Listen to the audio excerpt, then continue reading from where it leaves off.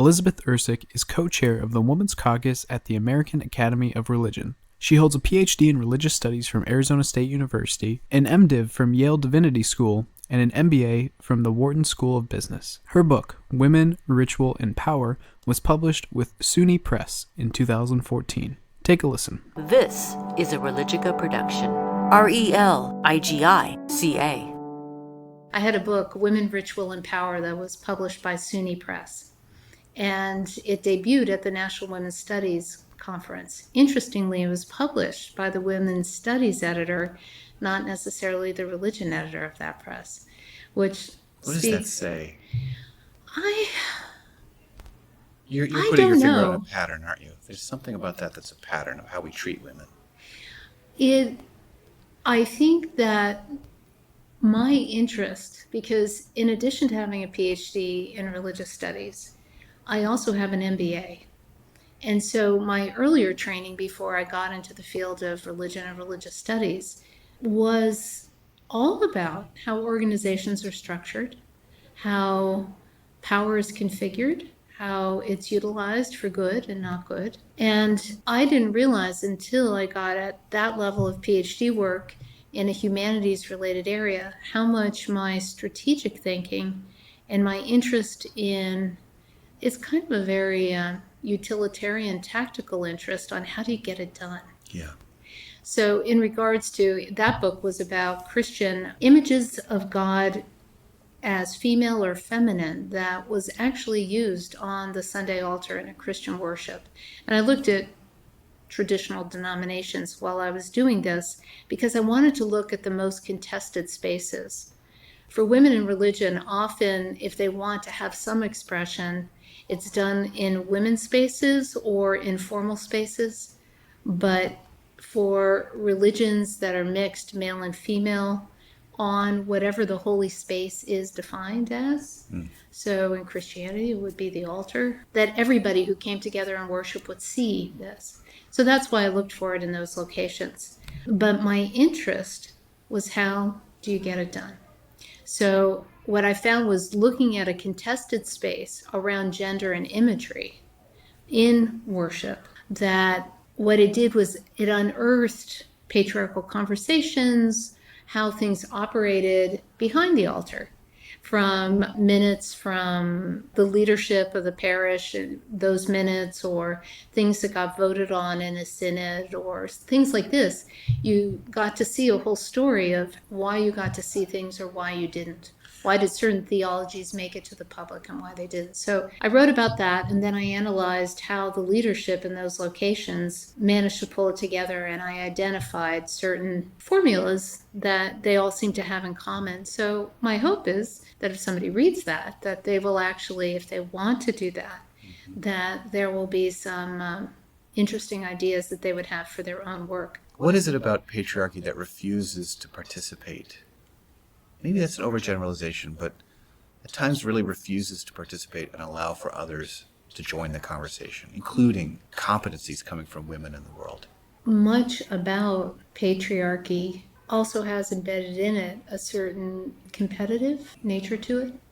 So widen the base of what you compete with, that just doesn't feel right. Yeah.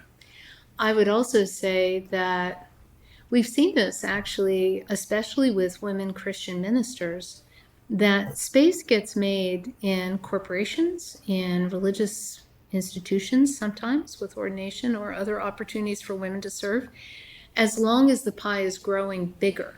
Yeah. But once the pie starts to shrink, then it really is quite astonishing who ends up remaining. A lot of men. Yes. And whatever the context is. I mean, we can talk about ethnicity, but that would change by country. But whoever was holding power, even if it was seen as a broader pool to draw from, as things have less resources, as things are more unstable, that a return to older behaviors seem to take over. Today, in your leadership on the Assembly, you brought together women from a number of different religious traditions: Judaism, Sikhism, Zoroastrianism, Christianity, and more. And they all took a moment to provide just one or two lines that support the power and importance of gender equality and of women in leadership and this recognition that we're all kind of created by the divine. It was this very invitational moment. One that stays with me is no one, from Hinduism, no one is superior or inferior. All strive together. Let me just say for your Please, listeners that yeah. what you're referencing, we did a Dignity of Women Interfaith Wisdom poster.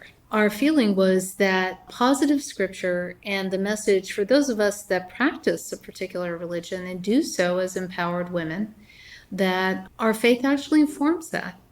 Yes, there are things, as I said in my opening speech, that there are those that work within the structures to transform it. And the fact that we had this representation on our task force, as well as spiritual but not religious and those kinds of other newer trends. But in the traditional religions, the women that were on our task force sourced their religion for their sense of well-being and equality within themselves. And that's how they were able to step out into the world to work for the benefit of women's equality and want to even do what we did on the task force. So what we wanted to do is, especially for people that don't practice these religions, to see that this scripture does exist, because these aren't necessarily the ones that people hear about when they think about women in these contexts. So that's what it was. And what was wonderful is we had young women, college age or younger, who stepped forward and actually then read it. And that's what you heard in the assembly. That cross-generation of women, cross-culturally, speaks also to those men and women who may say, well, the rights of women or an emphasis on the virtues of feminism is really culturally specific. It's not a global need. It's not a cross-religious need. For instance, there are some countries where the rights of women isn't such a big deal, let's say, as it might be in other cultures. How would you respond to that? Well, first of all, I'd like to ask who's saying that, Right. Which gets back to our early conversation. Who gets to be the mouthpiece to say if the women want it or not? What I would say is that our task force was very much united to support women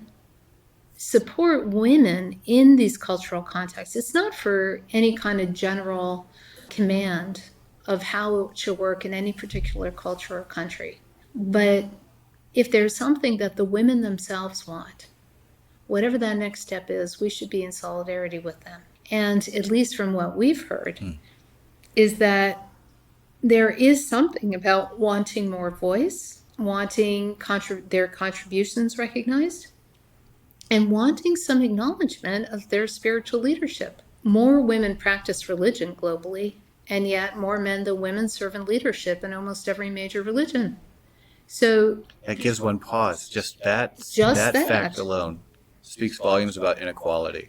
And so I think the term equality and inequality, there's legal definitions, there's ways that people see it. We even get into gender, we get into complementarity versus other ways of thinking about equality, and religions come in differently.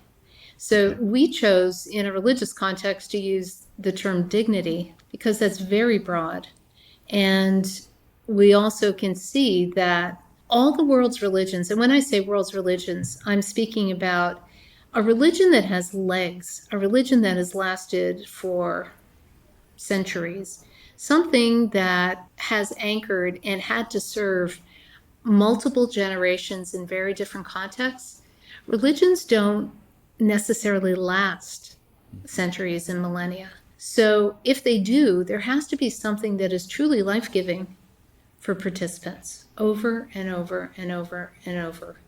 And that's why we felt solid that dignity of women is a basic thing that these religions at some level, whether it's put out front, whether it's more hidden, whether it's actualized, or whether it's idealized, it's in there. In the world, we're facing a major challenge in terms of environmental degradation, impoverishment rates that are related to that, and we know adversely that women and girls are the populations that are affected most and typically first. What do you see looking out at the state of the world today as a person, as a scholar, as a professional, as a leader? What do you see as that relationship between gender and the environment, and what do you think we should be doing about this? First, and this goes beyond religion, is just to value all human beings on the planet. You value all human beings, and then you can't ignore that the poor are getting poorer, or that certain ethnicities are harder hit than others with climate change. I mean, entire islands are going to be disappearing, entire peoples are going to be disappearing. Put on top of that, the ignoring, we have out here, I saw in the exhibition hall, the vanishing women, the women that have just disappeared. If we're not valuing... All around the world? Yes, all around the world.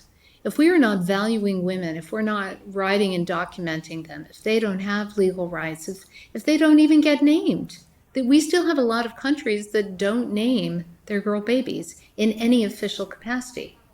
If that's happening, it's very easy to not see when they are adversely affected by some of these changes. So I would say that it goes back to our earlier conversation. If you do have a culture in which women and girls are not valued as highly as men and boys, be it economically, be it socially, be it spiritually, sometimes even a perception mentally, all of that. I mean, so many isms get placed on it that they will be in the most vulnerable situations. Their lives will be much more fragile in terms of financial support, ability to take care of themselves, and their dependence on others is much greater. And then when tragedy falls, like a natural climate issue, then these are the first people, the most marginalized, the ones with least resources, the ones that, because of the structure of the society, need to be taken care of instead of taking care of themselves or for others. Then they will be what is considered dispensable. To your point, if we don't believe that human beings are dispensable like this, then religions need to not speak in generalities about the dignity of those people, women and men and children, who would otherwise vanish, knowing full well, and I hear you saying, girls and women are typically the first ones to vanish, undocumented, unaccounted for, not even buried in history, forgotten. There's no page that identifies that they even ever were. Religions have a role to play in a world that's facing serious environmental challenge. Is your fear that in the next 10 to 20 years we'll see more rather than less vanishing? I haven't really thought about it in those terms, I'll be honest. I've been thinking about it more in people terms. Yeah. But given that we are putting these together, interesting, fear is not the first word that comes to mind. And maybe I'm more hopeful in the human condition. I have noticed that there are times in history when things get really bad. Then there's a breakthrough of shared suffering and shared lifting of all. And what is it going to take for religions institutionally to take on that role? Well, we may very well, through climate change, see something happening that actually catalyzes religions even further than some have gone to really take that on. And I believe that in the front lines, the more that those institutions can be at the fore, vibrant and effective, and with the dignity of all people, that we do have some chance. You have been listening to Religica. Visit us at www.religica.org.